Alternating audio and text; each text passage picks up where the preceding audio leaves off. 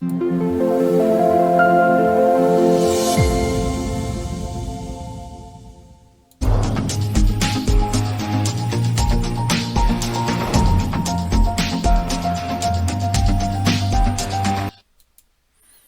everybody. It's Justin Case of American Newscape, rejoining our friend, the myth, the legend, Scott Dudley for American Consciousness. Hello, Scott. Welcome Hey, back to American Newscape. Justin, it's a joy to be here. Listeners, welcome back. We're always seeing if we can unturn some stones, if we can get some stuff done, and make the world a more livable place for you and me and thee and everyone else around. So, always, and the dog park helps out. They chip in their information, and we come here and try and sort it all out. So, it's always good to be here. Well, yeah, we don't make any conclusions. We just we think about some stuff, in essence. Well, because I think one of the conclusions we make is that everybody has a right to their own conclusions, and that is, uh, it's not Valentine's Day where you're listening because internet lasts forever, but it's Valentine's Day today, and so drawing your own conclusions is like wedding vows, for better or worse, for richer or poor, for sickness and health. It's like yeah, absolutely, people are allowed to draw their own conclusions, but that sometimes is part of the problem. Well, absolutely, particularly when they impose their their conclusions on others. Oh, absolutely. But that's kind of, it's interesting that we're kind of jumping into this, but it's interesting that that is one of the we talked about information, and it kind of led us to talking about critical thinking. And information is so hypersaturated in today's world, and you and me and thee and the internet absolutely contributes to that. It's like the internet's like steroids for information. And so you've got all of this information swirling around, and I was talking to a former board of supervisor today in the line at the bank. He should be at the dog park, but he's deciding to do his other job still. but but we were talking about the problem with information being that it's the loudest and the strongest and the most repetitive, and that which fits your information silo, that wins. So and this is hard for me. Self-disclosure moment. I was born to find the correct answer. I have the skill set and the intellectual ability and the educational ability. I can process words really quickly. And everybody always reinforced me for it growing up. Hmm. Oh, Scotty, you're so smart. And so I honestly believed that finding the correct answer was was like the prime directive. And until I ran into situations in third grade, I spent the entire year tutoring second graders because I would find the correct answer and it wasn't the answer my teacher had. And she would proceed to scream at me, like in front of the whole class for a long time because she didn't like being corrected. Oh, she would have loved me. Right. So Yeah. so I spent the whole year in the third grade. Instead of like learning third grade, or better yet, learning fourth or fifth grades, because I probably could have handled it, I tutored second graders in math, which is like my worst subject anyway. It's like, I got A's in math, but it wasn't like my forte. My forte was like English and history and sociology and stuff like that. So that happened. A 30-year career. I would say honestly that my bosses on their best days appreciated about 10% of my correctness, and about 90% of it they were like, just stop, just go back to your office and leave me alone. um, be, and it cost me promotion. It cost me promotions. It cost me sometimes even relationships, because I was so intent on there is a correct answer, and by correct it doesn't mean correct for the ages. It means the most correct answer at this point in time based on what we know, which is already overly complicating stuff, right? Right. So for me to kind of begin to kind of embrace that and say, okay, let's take this to the show. Let's really talk about critical thinking and how it's constructed. When in fact, critical thinking is a really arduous, difficult, disciplined task that can be instantly shot down with anybody with a megaphone. you know, and so I'm really conflicted here because part of me is there is a correct answer here, and Well, there's a correct answer in how to critical think, and nobody's going to like that answer, and they're going to deny it. They're going to say, well, that's not the correct answer. And well, and so here I'm just kind of like getting ready to face my own music here. The well, petard is about to hoist me. well, you know, critical thinking, and let's give it a simpler name, logical. I mean, being able to develop a logical path to a solution, I think is a skill that everybody should try and enhance.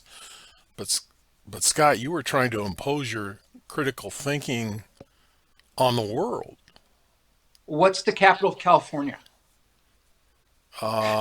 Well, There's a critical thinking answer to it, right? There's a correct answer, right? I that was a deliberate attempt to bait you into like denying Sacramento. well, no, No, I think that certainly, but some people would say it's the enema portal of California.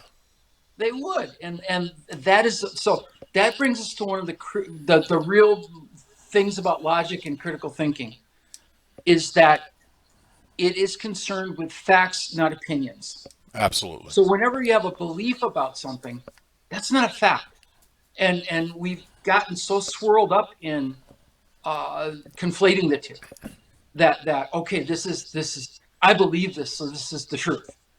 Well, no, only facts get to be truths.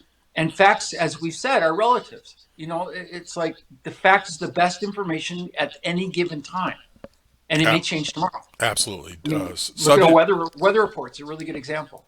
well, subject to evolution of knowledge. And you're right. Something happened to society where they believed that they could shout louder, be more adamant, that somehow there was some truth to that. I'll give you a couple things I think really contributed to that. I think the first is the siloing of information. So, and we used to call it, before we had the internet, it wasn't information silos. It was called preaching to the choir. Right. And so, if you're preaching to the choir, as long as you're saying stuff that the choir likes, the choir is more than happy to conflate facts and beliefs, and even accept misinformation and straight up wrong stuff as fact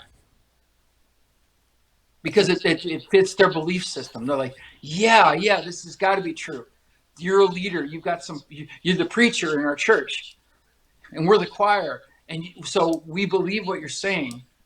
And that's how Jim Jones got 900 people to drink Kool-Aid.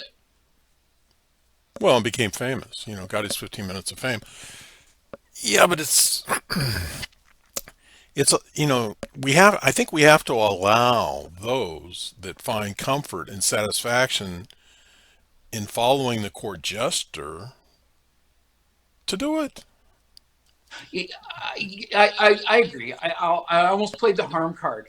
As long as they're not, Right. blowing up Well, other people's houses or stuff, um, there's some limits to how far you should go with stuff like that. But and that's again that's kind of my bias, I guess, against overvaluing the correct answer and spending the enormous amount of time and effort and discipline and energy that it takes to get to a correct answer for almost anything.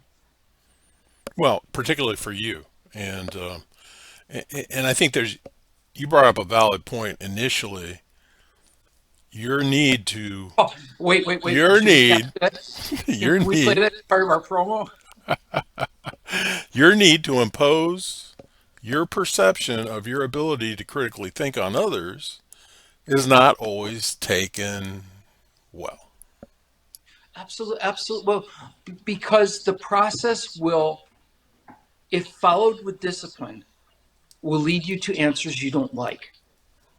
Oh, And then, absolutely. and then you have to accept, geez, I've been brainwashed, or geez, I haven't been, you know, following the truth. I've been following opinions. And that's hard. Those are hard lessons. I mean, for me, as a person who wants the right answer, I run into being wrong all the time. Yeah, so As do a I. matter of fact, if I don't run into being wrong, I'm almost surprised. It's like, because being wrong is kind of validation that you're doing the job right.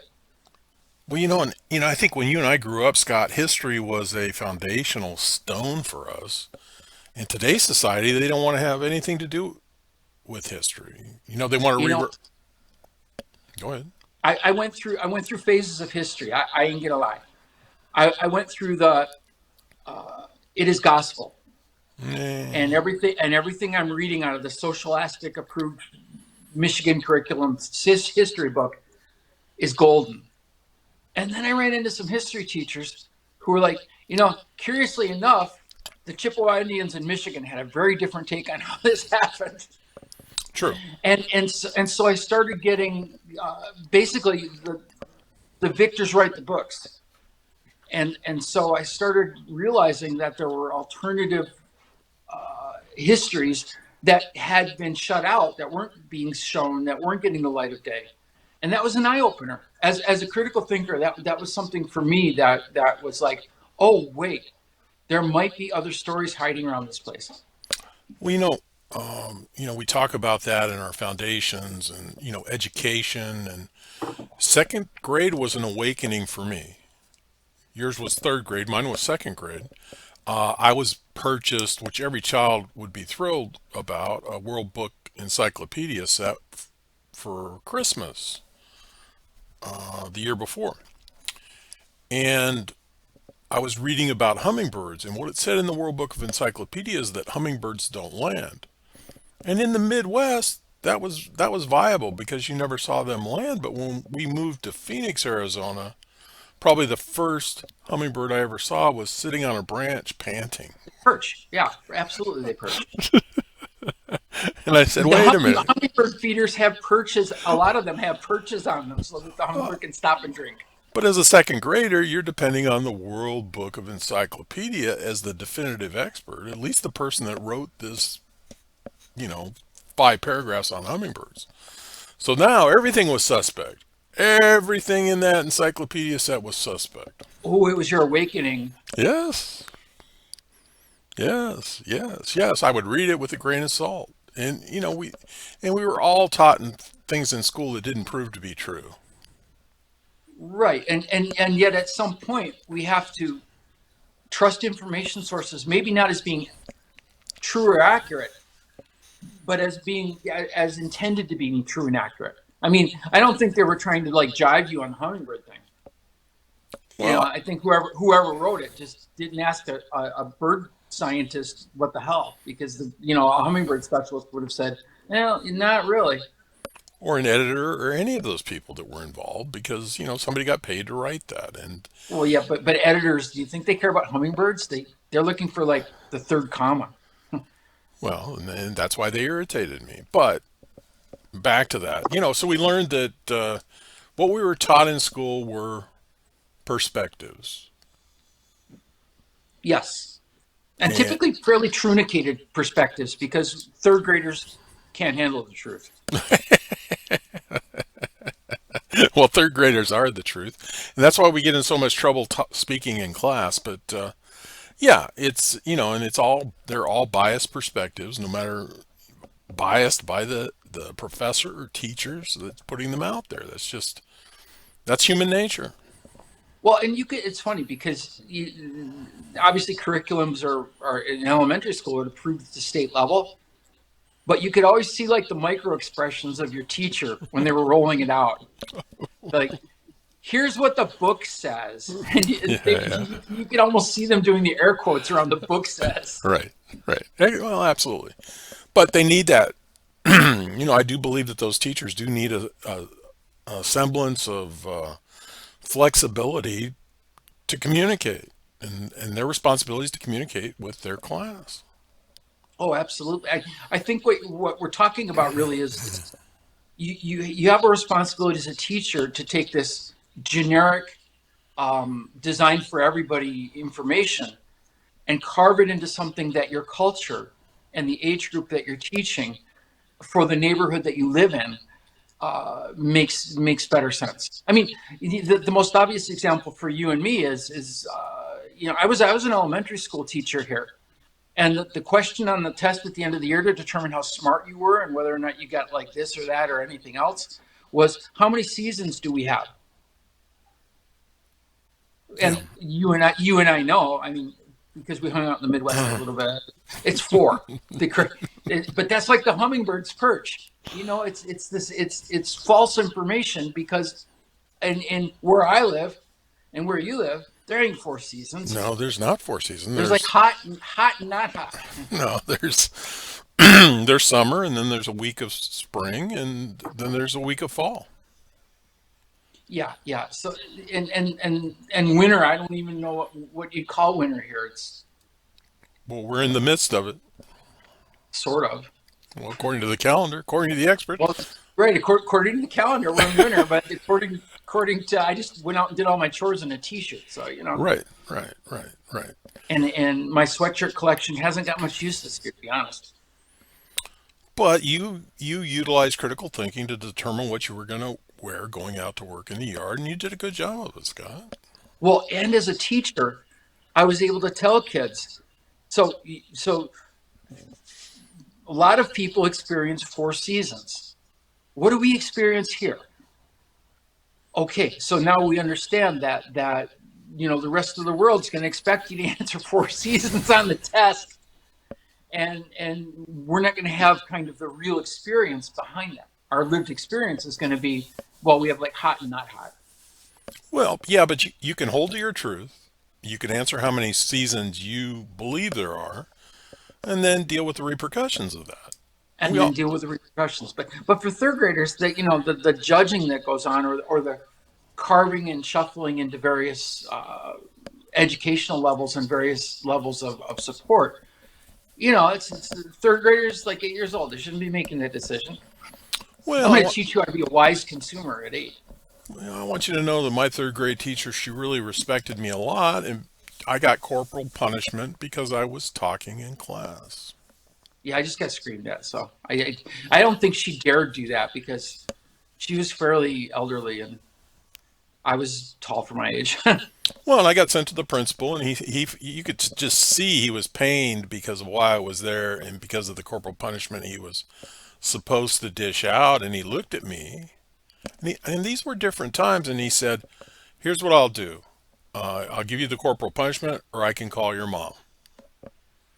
And I said, "Sir, I'll take Hit the me with corporal. your best shot. Yeah, I'll take the corporal punishment because I know what my mom's gonna do to me." So So it's just go ahead. different perspectives, and that was critical thinking, and Interestingly enough, the story went a little bit different. In my school didn't believe in hitting kids, so that was good because I had been hit a whole bunch of times, I'm sure. Um, and my teacher didn't initiate. She was more than happy to scream at me for the rest of the year. I wrote the principal a letter, and I said I am very disappointed at being in third grade and not being able to just sit there and enjoy my day and learn while I'm following all the rules instead of this lady scream at me. I am very disappointed in the quality of education here. and And my mom saved the letter because I spelled disappointed right as a third grader. and did you get an answer to your letter? I tutored second graders the rest of the year. Okay, That was okay. so they weren't sure what to do with me, and so that's what they ended up doing with me, which is fine. Well, And then eventually they skipped me a grade later on and got me out of because then they started putting me in advanced classes you know what? and In second kept me grade, busy, kept me out of their hair. in second grade, they wanted to put me in remedial reading, or I could tutor first graders in reading. Of course, I chose to tutor first graders.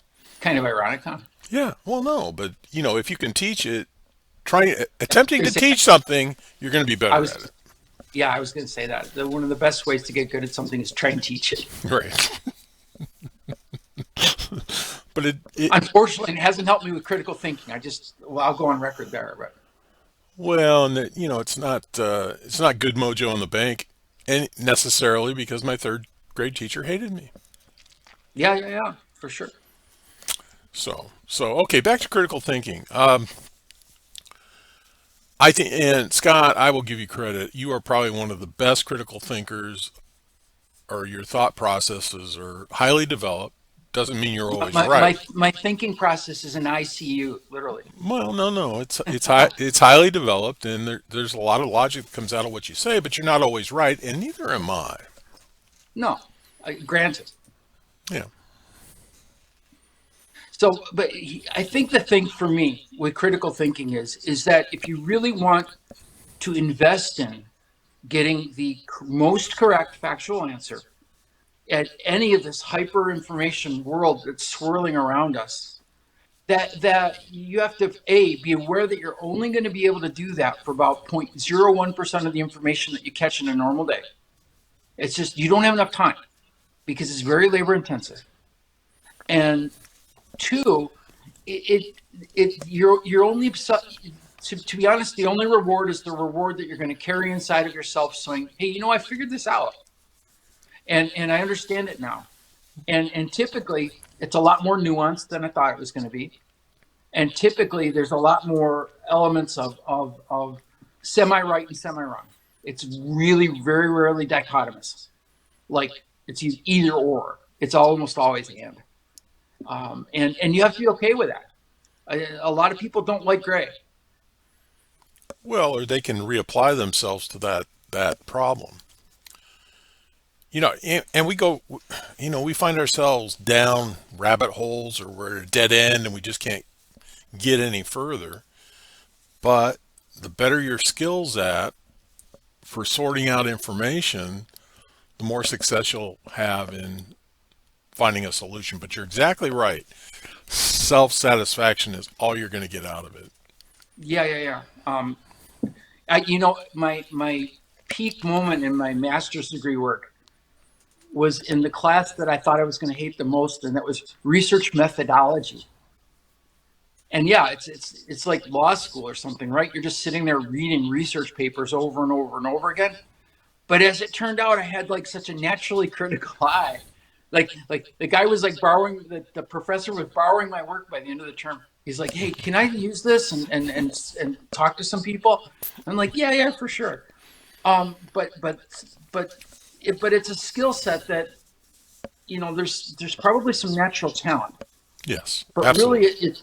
it's more like me picking up all the dog poop in the park every morning because I get there half hour before everybody else, and so I walk around the entire park and I pick up all the dog poop, and that is all about diligence. That is all that is.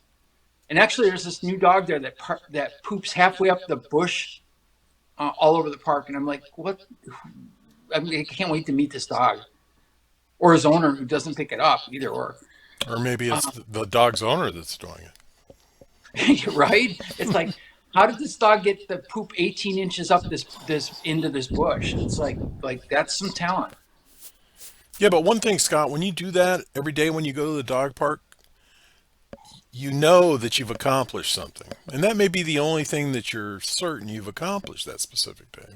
No, and it's right up there along with critical thinking. It's one of those things that nobody notices or cares, and and that's almost why I like it Yeah. because I'm not going to get any flowers for it, and even the people who see me doing it, they've learned not to mention it. Just let Scott go do what he needs to do, Well, but then at the end of the day, the park is clean, and my dogs don't step in poop, and it looks a little bit nicer. At one point, I thought that it would create a revolution. That that catch on. It'd be the coolest that fad. yeah, that everybody would say, "Oh, this is so cool. We're gonna work extra hard to make sure that we always notice our dog's poop and pick it up." And um, and I remember I was walking with one lady, and she said, "You know what? You never did household chores for kids, did you?" I said, "No, well, not very much." And she said, "The minute you start doing a chore for somebody else, they stop doing it." And so you're it's actually going to work in reverse. The more dog poop you pick up, the less people are going to be interested in picking up their own poop because it magically disappears anyway. And that was and it goes right back to critical thinking is like the exact same thing. It's like you go into this process and you've got all this discipline and you're prepared to be wrong. Right. That's you're prepared to realize that you've been drinking Kool-Aid and from one information source, and that information source had an invested agenda in getting you to believe a certain thing, and so their information wasn't thorough enough or accurate enough to give you a good answer. And that alone is like the humble dose, right? It's like this process. I'm going to work really hard in the end just to get slapped up and say, oh, geez, what I was thinking wasn't really the correct answer. Well, we're not of the generation of participation trophies and gold stars. Yeah, if you want to, I'll pan the camera on my shelves. I did not get a lot of trophies, participation or otherwise. Well, Scott, I did. I got a lot of trophies, and they're just dust collectors. They went to the Goodwill. Let other people. If anybody said, "Oh, I like that trophy," you can have it. Yeah, my kids got trophies, and part of that might have been the participation phase, but a lot of they were really good at what they did, so a lot of those were first place.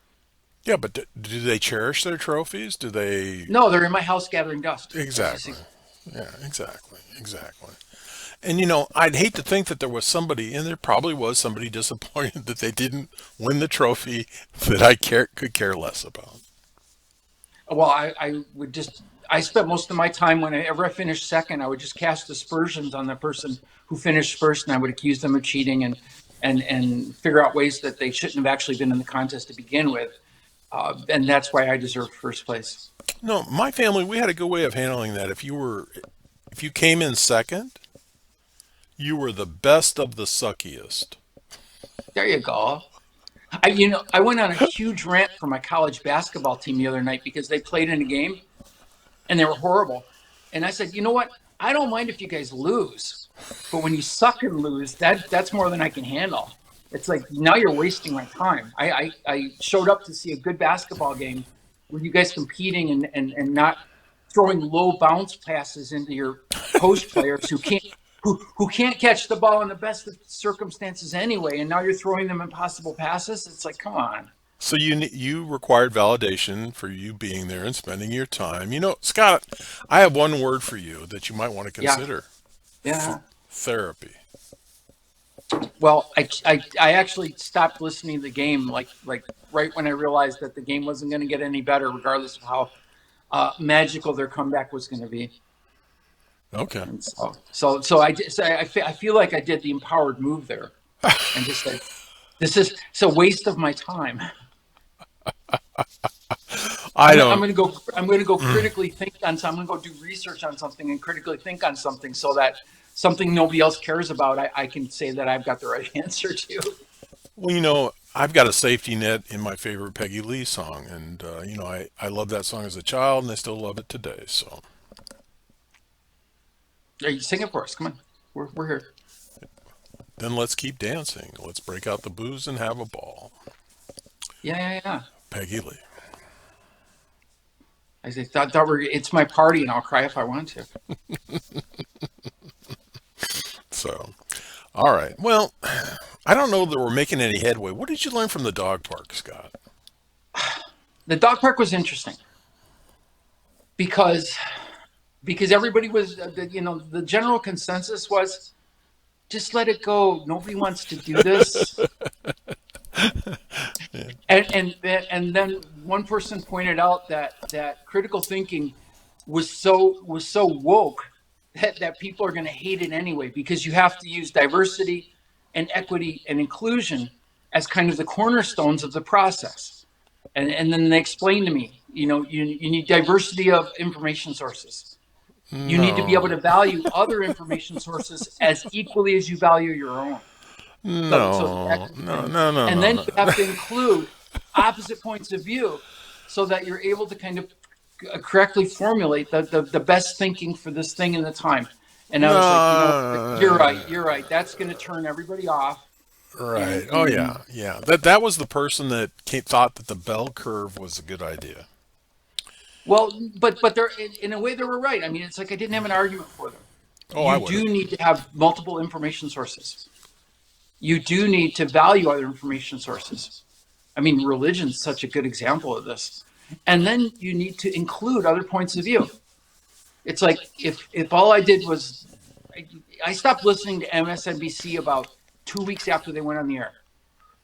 But if all I did was listen to them, my point of view, because I had lacked inclusivity, would be vapid and whiny Yeah, but more than it already is. More than it already is. we're not talking about opinions here, Scott. We're talking about critical thinking, and critical thinking is trying to find the truth. In a land where nobody wants, where the truth is devalued, and Well, that's I think one of the critical elements.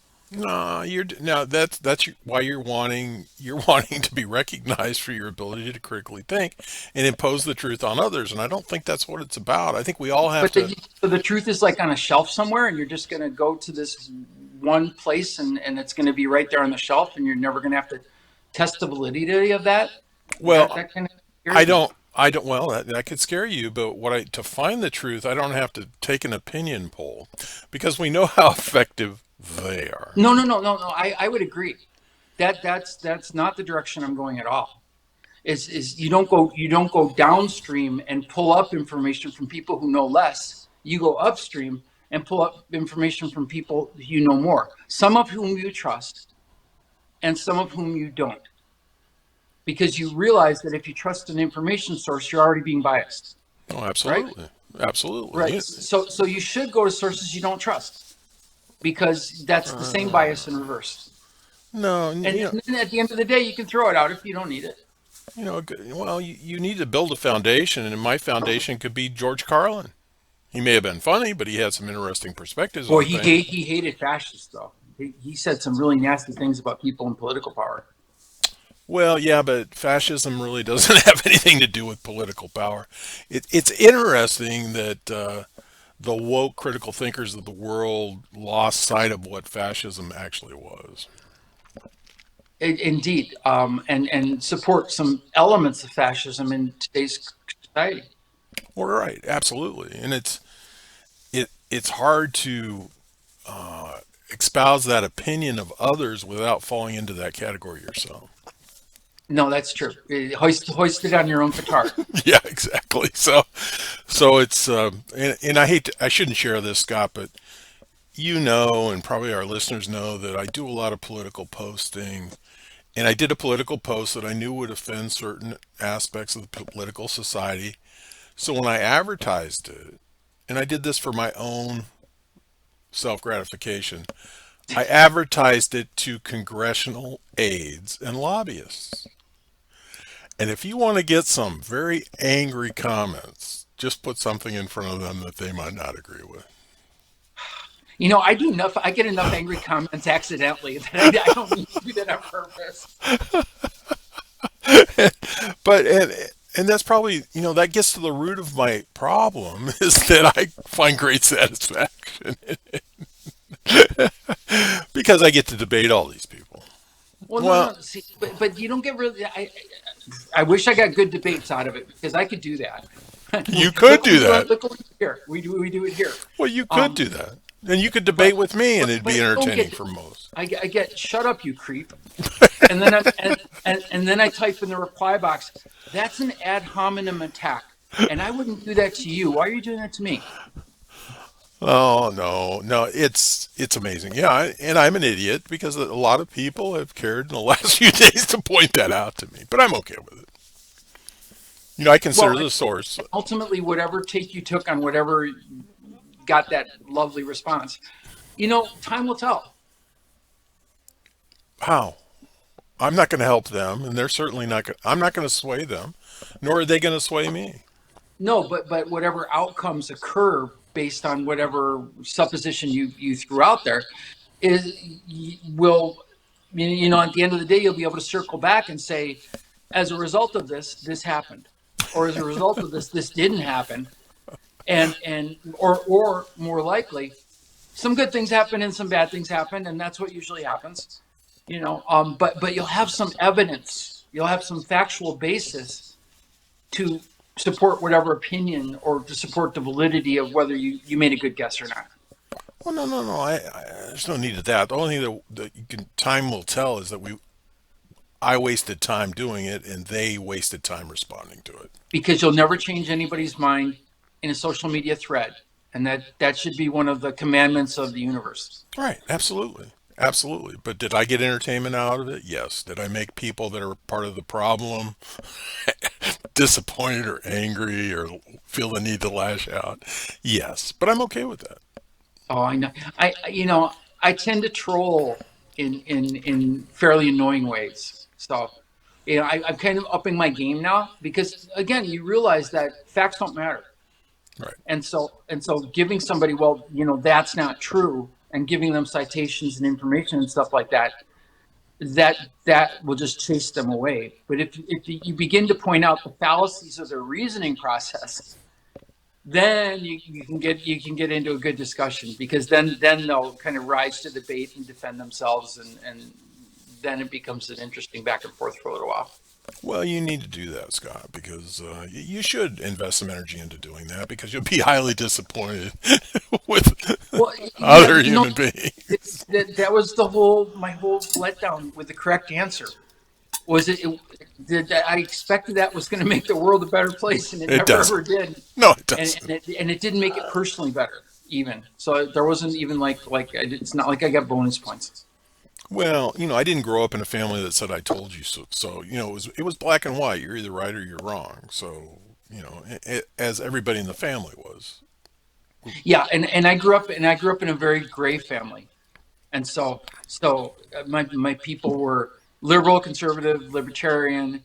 They were pro-social. They were antisocial. Right. They loved God. They were part atheist. So I always was able to kind of see this, like, it just depends on where you're standing in the room, what the elephant looks like.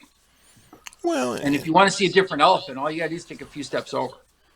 and as long as you can keep your mind open, that was a wonderful atmosphere to be growing up in, if you think about it.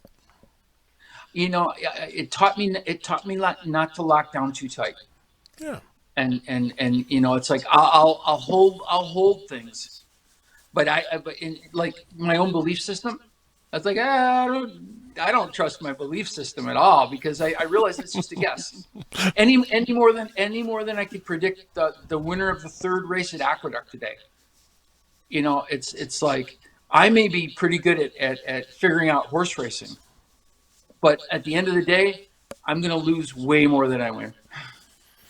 Well, I've actually owned percentages of race horses just so I could sit in the area and go into the track kitchens where the jockeys were because Winner circle picture.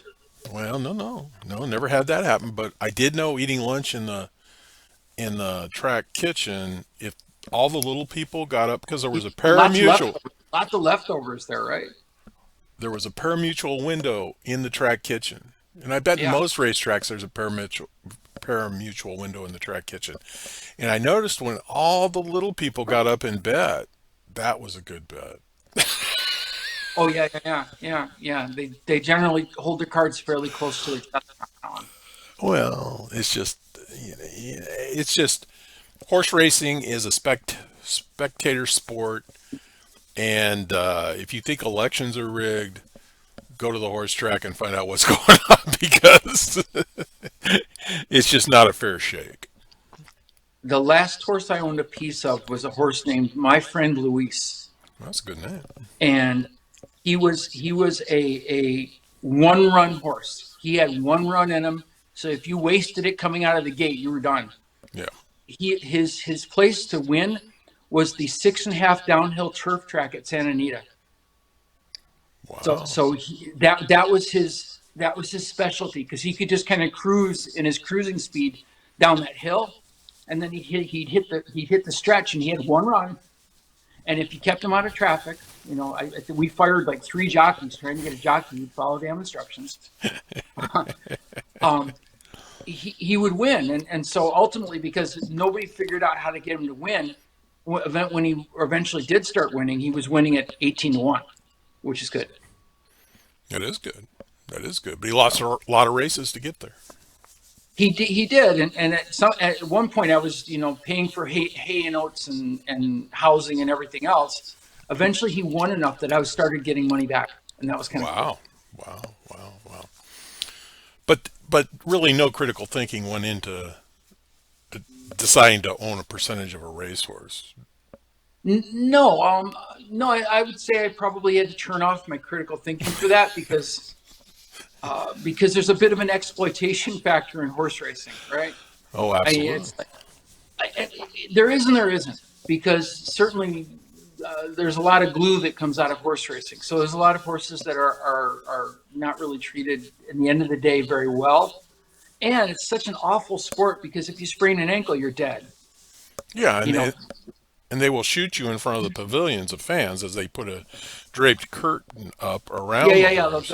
The minute the curtain goes up, you know what's happening, and I think for me that was ultimately what probably led me at the end of the day away from more engagement in that. And but at the same time, horses love, especially those horses, the way they're bred. They Hmm. love to run. Oh, They absolutely. love, running is when they're alive. And so on the one hand, yeah, it was cruel and exploitive and awful, and on the other hand, they're doing what they love doing. And so it was always kind of one of those things where I had to put a little bit of my blinders on before I opened the racing for them. Well, because if it wasn't for that, there'd be no need for those horses. No, that's I'm sure that the cows going into the hamburgers have the similar argument, right? Well, It's like right. you wouldn't even exist if you weren't going to be like my cheeseburger. No, absolutely. Right. And I don't know what the answer to that is, because ultimately I don't know if cows worry too much about existential questions. Well, I don't know either. I don't. I don't. I bet some of them do. I think It'd from be their it'd be from it'd their be own pretty crappy perspective. to be like the fourth person in the kill line and watch your buddy that you've just been chewing cud with 20 minutes ago, bite it and eat it and get blood. I think that's probably a little bit traumatic, but I don't know. I'm not a cow. You're not a cow. You're not a cow. Nor will you ever be. Well, it depends on karma, right? Well, if you believe in that, yeah. You'd be like, you really love those double cheeseburgers, didn't you? It's like, what am I doing in a feedlot? Oh crap! In and out. I've heard of that place. Okay. So what else did you learn from the dog park? Not much. They didn't really weigh in on this critical thinking thing other than they thought we should ask the woke society what they think.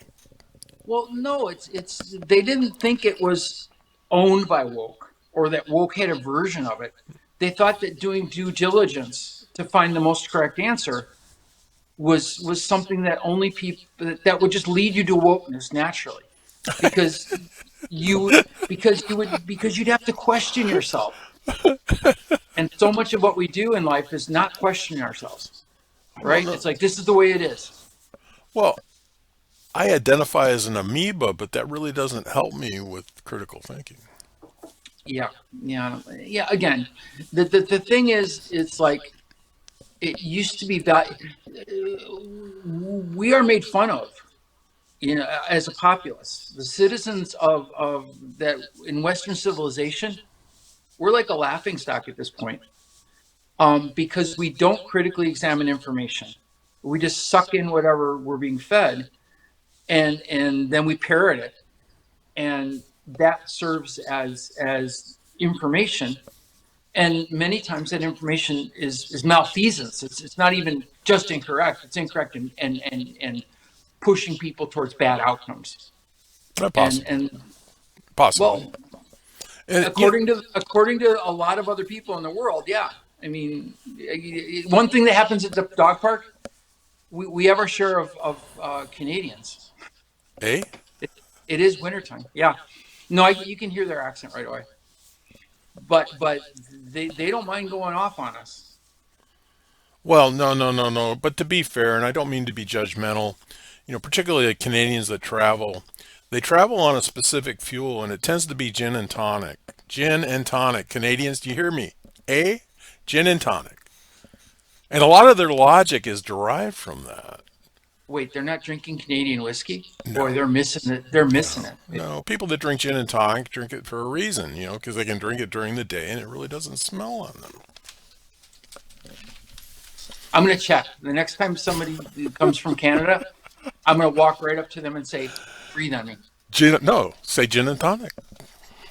and see if they alert. Yeah. Do you have to have it with a Hey, twist? I brought some. Do you want some? Yeah. Well, you. Now, I would say this: the people who show up at the dog park from Canada, bless their hearts. I mean, they're really sweet people. They are typically driving vehicles worth several $100,000, If not, and so just to have them, it's kind of like when you watch the Super Bowl and they're panning the audience, and you're like, there we are, it's my neighborhood, we're all there together, and then you realize, my neighborhood collectively couldn't afford a ticket. right, exactly. And so you have to so you look around at all the quote unquote fans, and you're like, no, these are moderately well-to-do people who are able to afford the lots and lots and lots of money that it takes to get into this building. And you have to kind of take that with a grain of salt. I would say the same thing with that most of your regular old Canadians aren't coming down here in $200,000, big RV setups. Right. No, absolutely. Some of them are actually squatting out on BLM land. In those $200,000 vehicles, Well, drinking gin and tonics, no doubt. and everybody can believe this, whether they're in a tent on BLM land or in a $500,000 Bluebird conversion, they're drinking gin and tonic. I wouldn't hold that against them. It's their liver. No, As absolutely. long as they don't go beat up their neighbors. That's where you got to draw the line. I never knew an angry Canadian drunk, but I bet they exist. You know what? I honestly, and growing up in Michigan, we actually went to Canada quite a bit, and I have to agree. First of all, their alcohol consumption was impressive, Yes, absolutely. and secondly, they held it really well. You know what? They did not act like fools. Yeah, exactly. Well, I'd say most of them didn't. So, any other opinions other than the rest of the world you think is busy laughing at us because we come to conclusions too fast, unlike the rest of the world? We come to false conclusions too fast. That was their issue. Unlike the rest of the world. Well,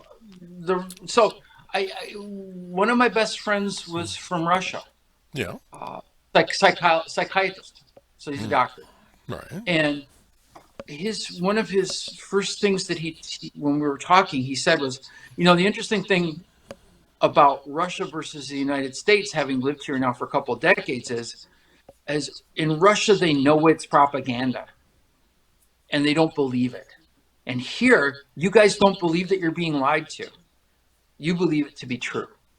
And he said, that is, to me, one of the most curious things about how this great nation of yours could be so simplistic and naive.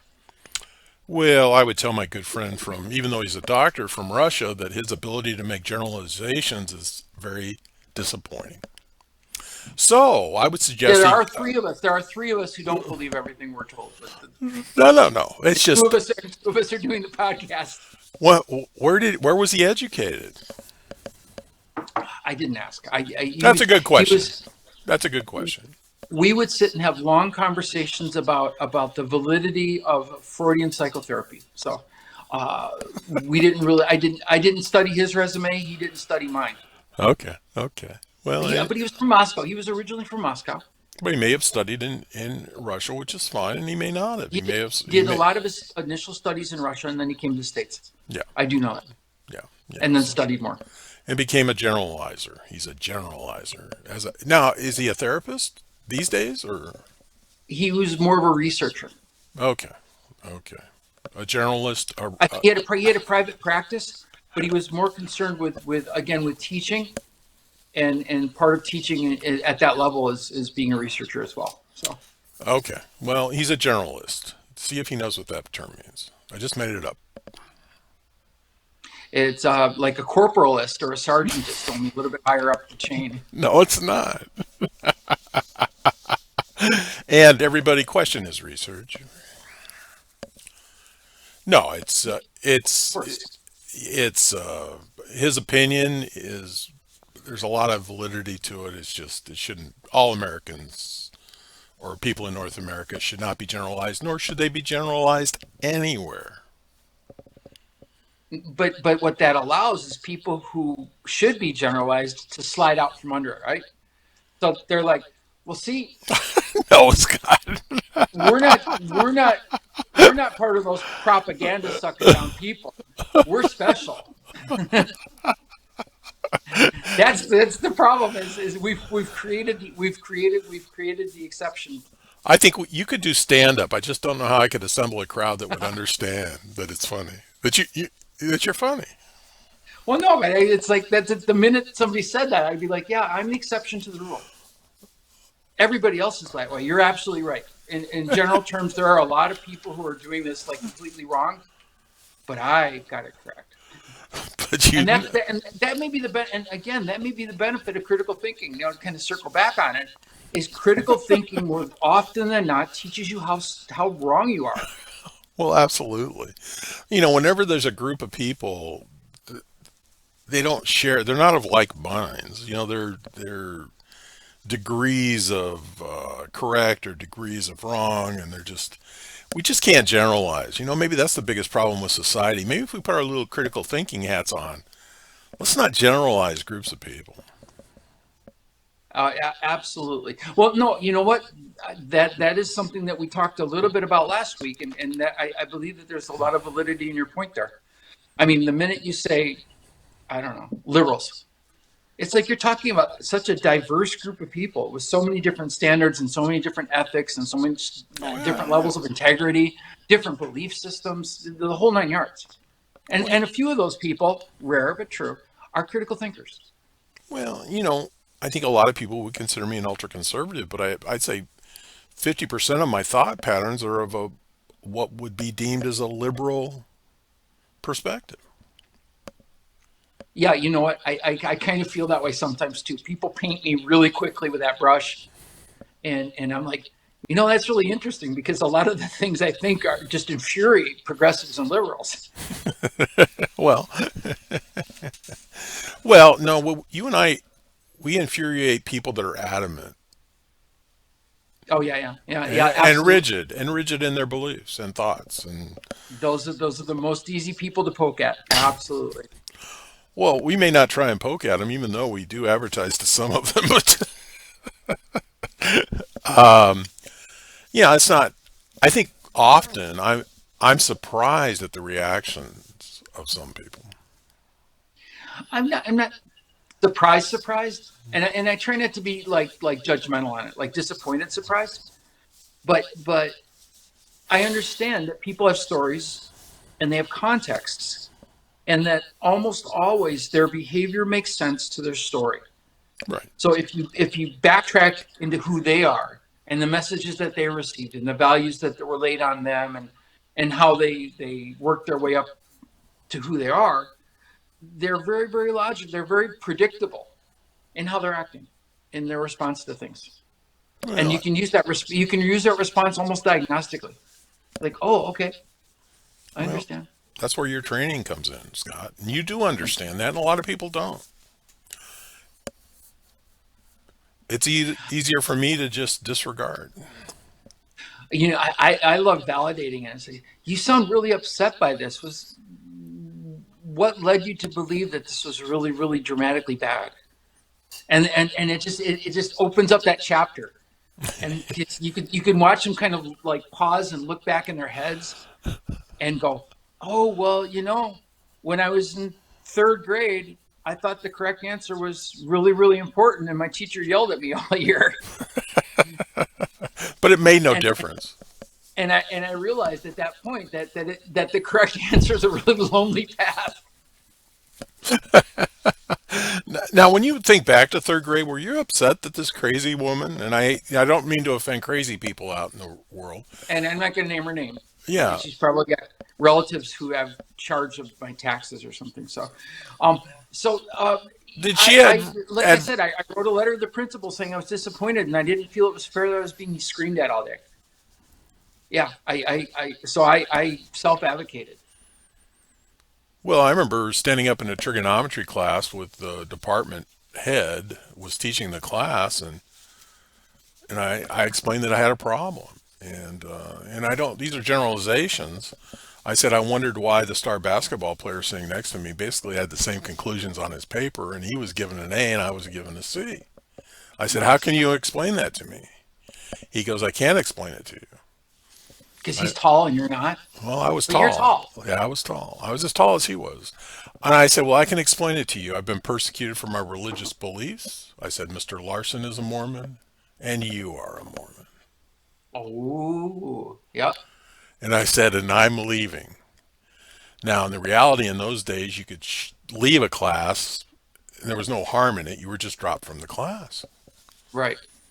And I remember my counselor asking me about the incident, and he said, he's still carrying you on the rolls. His intent was to fail me. Yeah. So that was my, It got personal. It got personal. yeah. But it wasn't personal to me. I was leaving. No, but it was him. Yeah, well, it certainly was. And everybody in the class just laughed. It had no, it did not harm him in any way. He was still department chair. Well, no, it impinged his integrity, but it did so in a way that was completely called for. Well, at least my perspective, and yeah, I remember It, attorney, you shared a fact. an attorney once told me I impugned his integrity. Impugned his integrity. I said, I don't understand. I don't understand what you mean by that.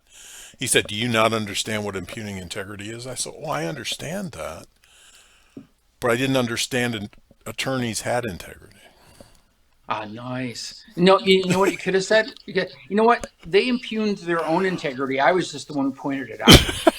It's just, and it's how you and I entertain ourselves at times in our lives, but whether it was called for or not, it's what we did.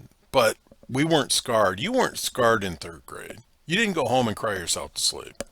I wouldn't have brought it up today if I'd been scarred by it. Yeah, Let's be fair. exactly. And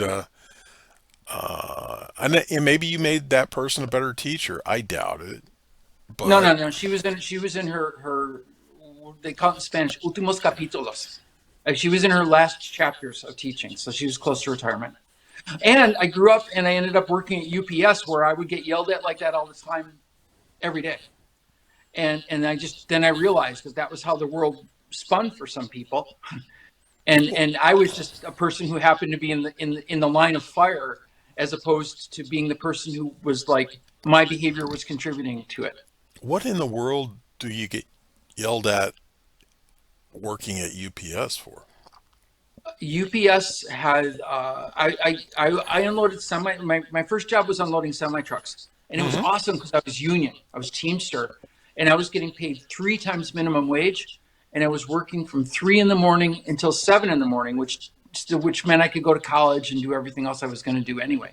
Right. So it was like the dream job, and we would get tractor trailers, and the tractor trailers were supposed to be tilted at a certain way so that the boxes would roll down the rollers out of the track. And sometimes they failed to do that. Now, the thing was, I was working in a very industrial area, the middle of Michigan, all the cars, everything else, Diamond Rio plant right up the street.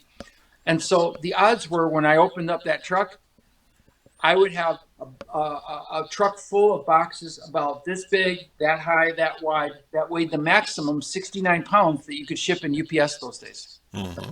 And and I'd have to hustle those babies off of that truck. And the rollers would go the wrong way. So you put on the roller and would roll back into the truck, not off the truck. And so we had to do, I think it was 3,000 packages per hour. And so the guy would come and he'd count the packages for a minute, and then he'd do the math, and he'd multiply by 60.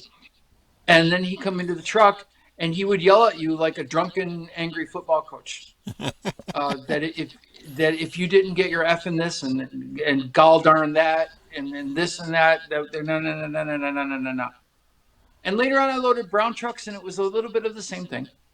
So it was like if they had reason to be concerned about you, you got a very very overtly negative, loud feedback, and I got used to it. Honestly, I'd had coaches, I'd been a coach, so it's like abusive language didn't really bug me that much, and it actually helped me later on in life because I had abusive bosses later on in life, and I could just like, you don't even hold a candle to UPS or that third grade teacher.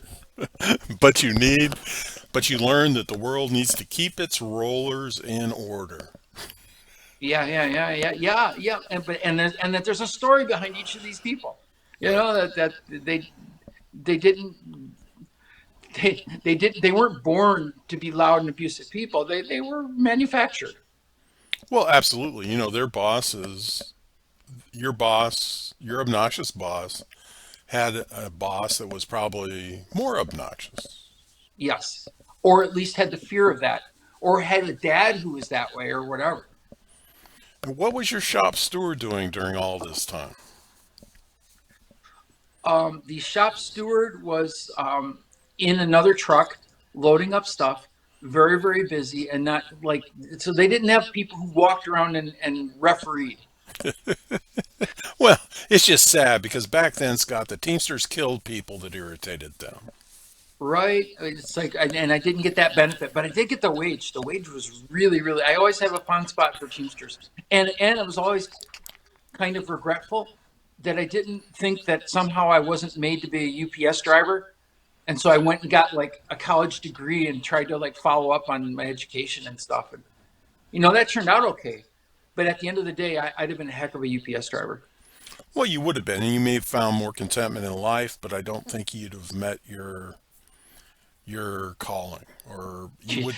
Your true destiny. Well, not Boy, would necessarily I would destiny. have had cute. I would have had great looking legs though. Yeah, probably, and suntan, but I think you've been a better service to society, not driving a UPS truck. Well, we'll get back to me in 5 or 6 million years before the Earth gets burned up by the sun, and we'll review the tapes on that one. Well, I don't know, Scott. They're promising us an asteroid. What is it in 6 years that may take care of all that? So, One of my things that I tease people about whenever they go into like legacy leaving footprints thing, hmm I said your footprints are only going to last to the next high tide, well, yeah, or the next big asteroid. Ask the and then there will dinosaurs. be no evidence that you were ever here. Now you're sounding like George Carlin. All right. So we have tried to tackle this issue, and the dog park was really, I hate to say this, of no help. Well, they told me to let it go, right? They were like, "You're chewing the bone. You're perseverating." It's like critical thinking used to be important at some place in life, but now it's kind of like one of those self-indulgent hobbies that you do for your own gratification. And if you get off on it, that's great. But you're not going to convince the world that they're going to be better citizens by committing to this process. Well, I don't know. The Plains Indians, when they were preparing to go kill the buffalo, to feed their tribe, to clothe their tribe, for their tribe's survival, they critically thought, because they knew that you don't ride a horse next to a buffalo with a bow and arrow, or if you do, the buffalo will kill you and the horse. So what you do as an honorable North American is you drive the buffalo to a cliff and you set a fire around the cliff, and when the buffalo jump off the cliff to the bottom of the into the ravine, you go down there and skin them and take the food and the hides back to your tribe. Critical thought. Probably get a couple steps ahead in the hamburger process too, right? Well, you could, but it beat the heck out of shooting an arrow into a buffalo. Well, and I want to just say this: to kill a buffalo with an arrow, you'd have to be an incredibly good shot because you're only going to get.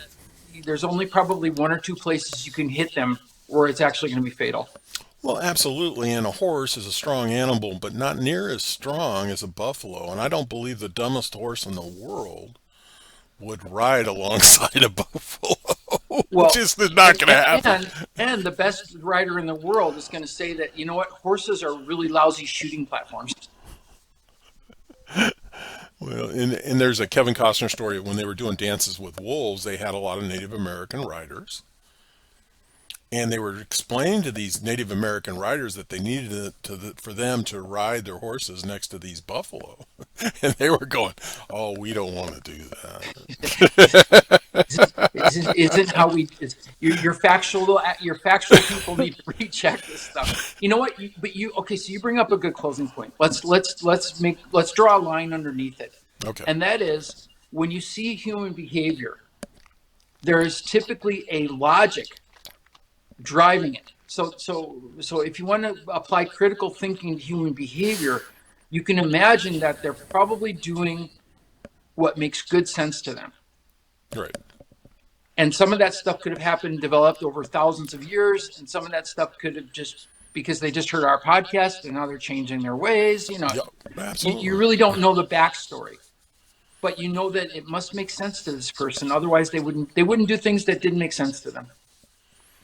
Well, I think so, and I think in essence, Scott, that's how we find our easiest paths. This is easier for me. You know what? So one thing the dog park did say was you should do. I got. They said basically I got a show for you.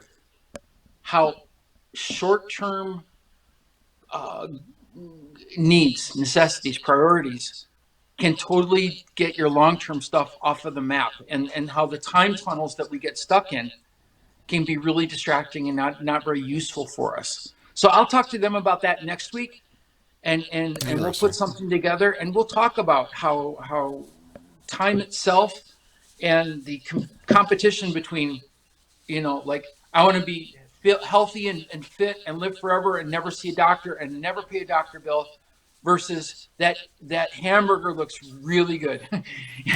you know and we'll be able to play around a little bit with that, and that'll probably be pretty fun All right. as opposed to this. Well, Scott, I want to thank you. I want you to get over what that third grade bitch did to you, but I think you'll be okay. I think you turned out all right despite all that. You know what? Life is short. It's going to be over in a minute anyhow. There's no point in getting too stuck on stuff. There you Enjoy go. yourself. Create love. Be kind to as many people and animals as you can, and you've done your job. That's it.